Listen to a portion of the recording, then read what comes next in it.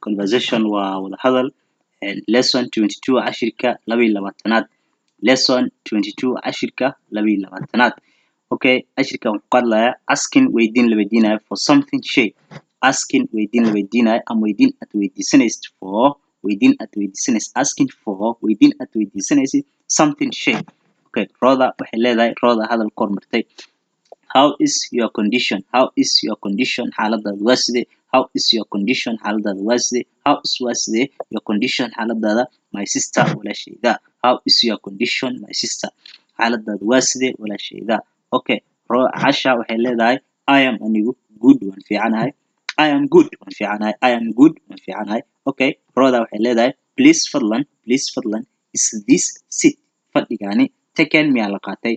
Is this seat fadhigaani taken meel qatay meel ay imaatay waxay rabtay inay fadhiisto fadhi banaan ay aragtay fadhiga xigana qof ayaa fadhiyay qofka meesha fadhiya ay la hadlaysaa waxay leedahay fadhiga meesha yaalo ma la qaatay so waxay leedahay please fadlan is this seat fadhigaani ama keetigaani ama kursigaani taken miyaa la qaatay okay Asha waxay leedahay I am sorry waan ka xumahay I am sorry waan ka xumahay what did you say maxaa dhahday I am sorry waan ka xumahay what did you say maxaa dhahday Roda waxay leedahay is someone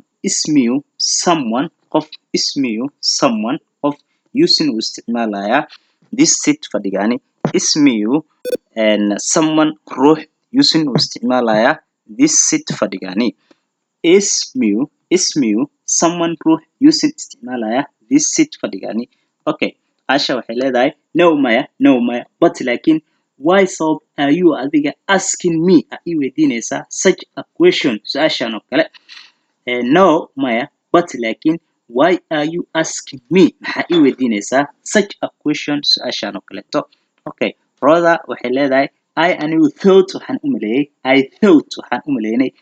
maleeyay you work in a ka shaqaysid in the restaurant maqaaxida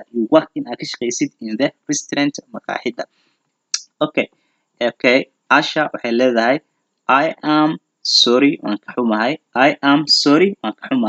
I am waiting for anigu waiting for waxaan sugayaa something wax ayaan sugayaa laga yaabo meesha inay iska fadhisay oo wax shaah iyo cunto iyo wax ay dalbatay ay sugaysay oo lagu qalday qof meesha ka shaqeeyo kaleeto oo meesha ku nisana in lagu qaldaa laga yaabaa so marka way is cadaysay waxay dhahday I am anigu sorry waan ka xumahay I am waiting for someone something wax ayaan sugayaa yani qofka emailist mihi I am waiting for something ay leedahay wax baan sugayaa okay Roda maxay dhahday marka weeraa la galaysay sorry ay dhahday raali noqo I didn't mean kamaanan wadin to offend you inaan ku dulmiyo I didn't mean kamaanan wadin to offend you inaan ku dulmiyo Asha waxay leedahay it is okay waa caadi asking weydiinta wax la weydiisanayo is not offending dulmin ma ahan it is okay waa caadi asking weydiintu is not offending dulmin ma ahan